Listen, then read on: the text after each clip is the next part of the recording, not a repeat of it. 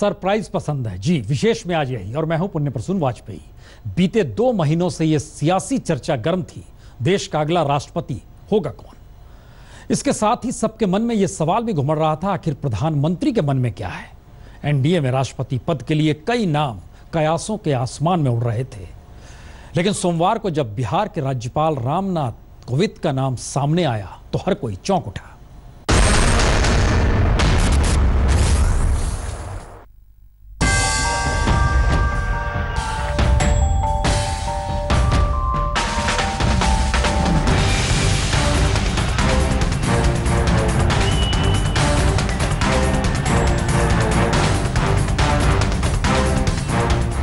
जून की इस तपिश भरी गर्मी में नई दिल्ली का सियासी पारा भी इस बात पर चढ़ता गया कि एनडीए किसको बनाएगी अपना राष्ट्रपति उम्मीदवार।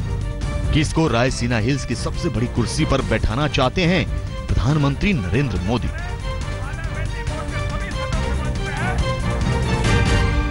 नाम बीजेपी के दिग्गज नेता और पूर्व उप प्रधानमंत्री लाल कृष्ण आडवाणी का उभरा। लाल कृष्ण आडवाणी सबसे ज्यादा सिर्फ बुजुर्ग ही नहीं, राष्ट्र के प्रति समर्पित भावना से उन्होंने काम किया है। सबसे ज्यादा मैच्योर्ड, कद्दावर, पार्टी के इतने बड़े नेता, सबसे सुयोग्य, क्या उनसे बड़ा हमें तो कोई दिखाई नहीं पड़ता है। नामों का सिलसिला चला तो मुरली मनोहर जोशी, आरएसएस प्रमुख मोहन भागवत, झारखंड की राज्यपाल द्रौपदी मुर्मू, उत्तर प्रदेश के राज्यपाल राम नाईक, विदेश मंत्री सुषमा स्वराज, केंद्रीय मंत्री थावर चंद गहलोत और कृषि वैज्ञानिक स्वामीनाथन तक ये लिस्ट पहुंची।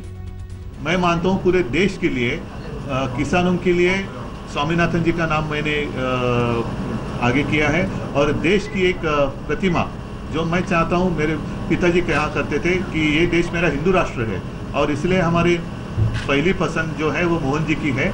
अगर मोहन जी के नाम पर किसी को कुछ कठिनाइयां आ रही है तो स्वामीनाथन जी को करो। नाम सबका चलता रहा, लेकिन राजनीति के धुरंधर इस बात पर भी माथा पच्ची करते रहे कि होगा वही जो मोदी चाहेंगे।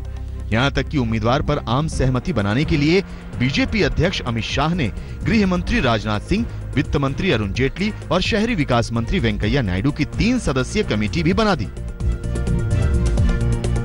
इस कमेटी ने विपक्षी नेताओं से मुलाकात भी कर ली, लेकिन नतीजा कुछ नहीं निकला। आखिर लालू प्रसाद यादव जैसे राजनीति के मंझे हुए खिलाड़ी ने इस पर क्या कहा, ये सुनिए। राष्ट्रपति का नाम नरेंद्र मोदी के पेट में है अंदर, बाकी सब आईवास है, ये सब चीजें। और वाकई वही हुआ। जो नाम चर्चा में थे वो हवा हो गए और जो नाम सामने आया उसके बारे में किसी ने सोचा भी नहीं था। राष्ट्रपति पद के चुनाव में एनडीए के प्रत्याशी के रूप में आज श्री रामनाथ कोविंद गवर्नर बिहार का नाम तय किया गया है। बिहार के राज्यपाल रामनाथ कोविंद बीजेपी के ऐसे समर्पित कार्यकर्ता रहे हैं जो प्रवक्ता होकर भी कभी मीडिया के सामने नहीं आए। विधानसभा लोकसभा का चुनाव जरूर हारा, लेकिन बीजेपी और संघ नेतृत्व का दिल जीतते रहे। उत्तर प्रदेश के कानपुर के रहने वाले कोविंद 1993 से 2005 तक 2 बार राज्यसभा के सदस्य रहे। 2015 में बिहार के राज्यपाल बने कोविंद बीजेपी के एक सम्मानित दलित चेहरा हैं। आभारी हूं प्रधानमंत्री जी का, एनडीए का, भारतीय जनता पार्टी का और विचार परिवार का, जिन सब लोगों ने मिलकर के मुझे एक छोटे से इस देश के छोटे से नागरिक को इतनी बड़ी जिम्मेदारी सौंपने का निर्णय लिया, मेरे में जो विश्वास व्यक्त किया। इस चेहरे पर दांव लगाकर मोदी ने ऐसा चौंकाया कि विपक्ष को भी समझ में नहीं आ रहा होगा कि हुआ क्या।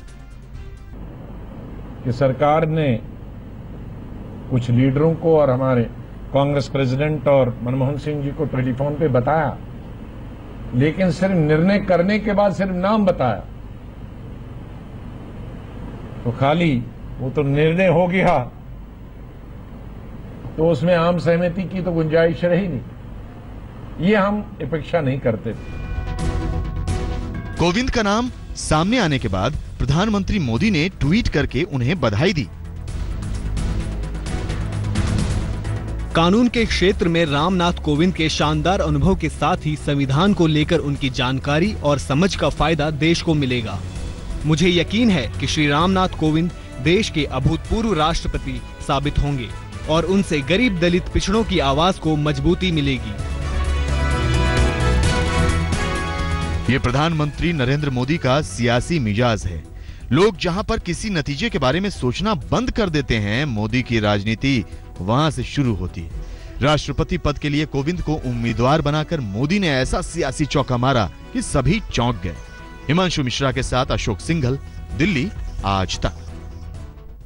दरअसल ऐसा भी नहीं कि सिर्फ राष्ट्रपति पद के उम्मीदवार को लेकर ही प्रधानमंत्री के फैसले ने देश को चौंकाया हो। राजनीति के मंझे खिलाड़ी मोदी ने कई राज्यों में बीजेपी के सरकार बनने के बाद मुख्यमंत्री को लेकर भी इसी तरह लीक से हटकर फैसला किया।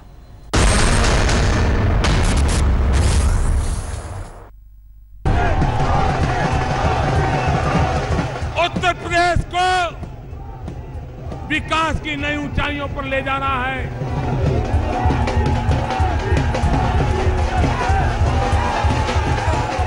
बीजेपी के लिए उत्तर प्रदेश में ऐसा सुखद दिन कभी नहीं आया जैसे इस साल 11 मार्च को आया, जब उसे विधानसभा चुनाव में 3/4 से ज्यादा का बहुमत मिल गया। तब सवाल उठा कि मुख्यमंत्री कौन बनेगा। तमाम नाम लखनऊ से दिल्ली तक सियासी फिजाओं में तैरने लगे। 8 दिन तक 8 से ज्यादा नाम चलते रहे। कभी गृह मंत्री राजनाथ सिंह का, तो कभी रेल राज्य मंत्री मनोज सिन्हा का, तो कभी प्रदेश बीजेपी अध्यक्ष रहे केशव प्रसाद मौर्य का। लेकिन जैसे चुनाव के नतीजे चौंकाने वाले थे, उससे ज्यादा चौंकाने वाला नाम मुख्यमंत्री का आया। योगी जी का नाम आया और किसी का कोई प्रस्तावना है ऐसा भी पूछा मैंने। कारण क्या, ये मेरा दायित्व है। मगर उतना भी लोगों ने मौका नहीं दिया। जब लोगों ने सुना योगी जी का नाम का प्रस्तावना, सभी खड़े होके एक मत से सब ने कहा हम सब ये प्रस्तावना को समर्थन कर रहे हैं। इसलिए मैंने सबके सामने घोषित किया है, श्री योगी आदित्यनाथ जी भारतीय जनता पार्टी का विधायक दल का नेता के रूप में चयन प्रक्रिया पूरा हो गया, ऐसा मैंने घोषणा किया है। सिर्फ उत्तर प्रदेश ही नहीं बल्कि देश के दूसरे राज्यों में भी प्रधानमंत्री नरेंद्र मोदी ने मुख्यमंत्रियों के चयन से सबको चौंका दिया। महाराष्ट्र में मुख्यमंत्री पद के लिए अक्सर मराठा उम्मीदवारों पर दांव लगाया जाता है, लेकिन मोदी ने बनवाया ब्राह्मण देवेंद्र फडणवीस को।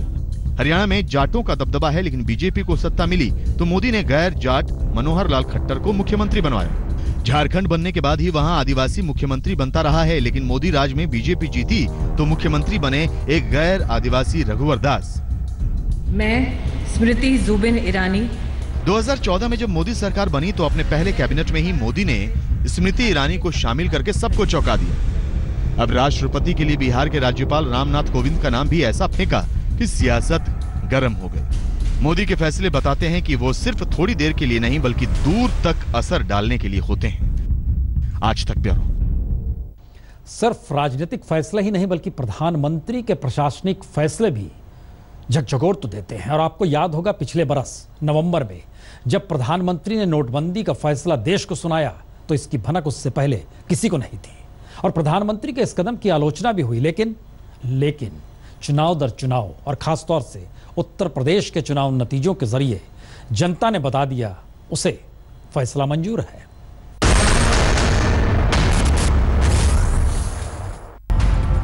पिछले साल 8 नवंबर को प्रधानमंत्री नरेंद्र मोदी जब राष्ट्र के नाम संदेश देने आए तो किसी को कानो कान भनक तक नहीं थी कि वो किस तरह आर्थिक भूचाल लाने वाला फैसला सुनाने वाले हैं। लेकिन फैसला आया तो सड़क से संसद तक घमासान मच गया।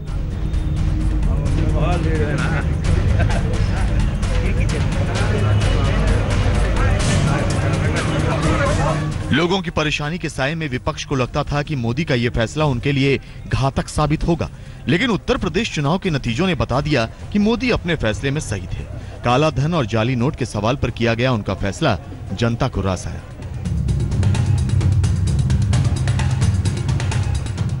अगर देश की गरीब जनता का मुझे साथ न होता तो ये लोग पता नहीं मेरा क्या क्या कर देते जी।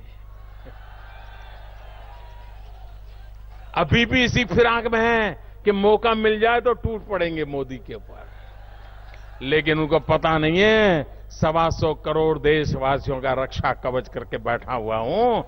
जब तक 125 करोड़ देशवासियों का रक्षा कवच है, देश को लूटने वाले हम पर उंगली नहीं उठा पाएंगे, उंगली नहीं उठा पाएंगे।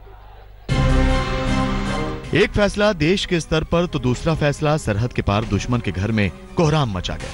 उरी में हुए आतंकी हमले के बाद पूरे देश में यह सवाल घूमर रहा था कि आखिर पाकिस्तान को कब करारा जवाब मिलेगा। तो मोदी चुप थे, लेकिन अपनी चुप्पी के बीच ही पाकिस्तानी कब्जे वाले कश्मीर में सर्जिकल स्ट्राइक करके पाकिस्तान को करारा जवाब दे दिया। भारतीय सेना ने सर्जिकल स्ट्राइक्स कल उन लॉन्च पैड्स के ऊपर किए हैं। इस ऑपरेशन का लक्ष्य आतंकवादियों के नापाक मंसूबों को विफल करना था, जो कि हमारे देश के नागरिकों के जान माल को नुकसान पहुंचाना चाहते थे। आज मोदी से बड़ा राजनीतिक शतरंज का कोई खिलाड़ी नहीं है। उनका मास्टर स्ट्रोक विरोधियों को एक झटके में धूल चटाता है तो देश दुनिया को चौंका देता है। आज तक ब्यूरो।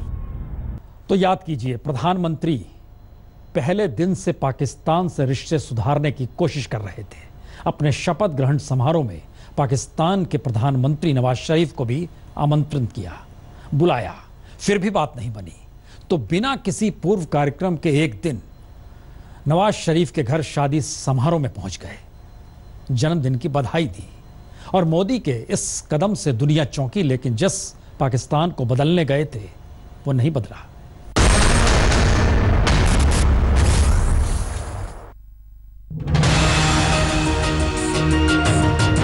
ये तस्वीर 25 दिसंबर 2015 की है, जब प्रधानमंत्री नरेंद्र मोदी 3 देशों की यात्रा से देश लौटते हुए अचानक पाकिस्तान में लाहौर पहुंच गए। मोदी की 150 मिनट की वो पाकिस्तान यात्रा सुर्खियों में इसलिए आई कि बगैर किसी पूर्व कूटनीतिक सूचना के प्रधानमंत्री पाकिस्तानी प्रधानमंत्री की नवासी की शादी में पहुंच गए थे। इस यात्रा का मकसद नवाज शरीफ से निजी तौर पर रिश्तों में गर्माहट लाकर दोनों देशों को दोस्ती की पटरी पर आगे बढ़ाना था। लेकिन उसके एक हफ्ते में ही पठानकोट में आतंकी हमले ने साफ कर दिया कि भारत कुछ भी कर ले, पाकिस्तान सुधरने वाला नहीं है। आज तक ब्यूरो। तो कह तो सकते हैं सरप्राइज देना पसंद है। विशेष में इतना ही, छोटा सा ब्रेक के बाद कुछ और खबरें।